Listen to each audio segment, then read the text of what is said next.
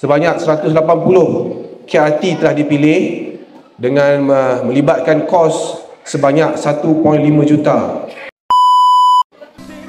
Assalamualaikum warahmatullahi wabarakatuh. Salam sejahtera, salam Malaysia Madani, salam Sabah Maju Jaya, salam Ranau di hati. Pada pagi ini kita sama-sama dapat berada di majlis pada hari ini berprogram KRT Madani di kawasan Kampung Kinan Nusan.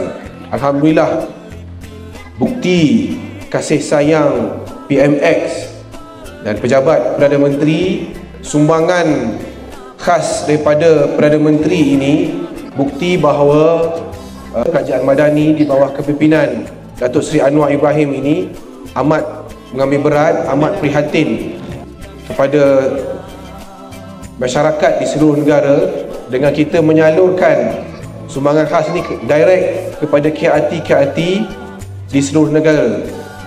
Ini besar dan julung kali kita adakan kerana kita nak supaya rakyat, terutamanya rakyat di Sabah ini dapat mengadakan program-program kemasyarakatan seumpama ini.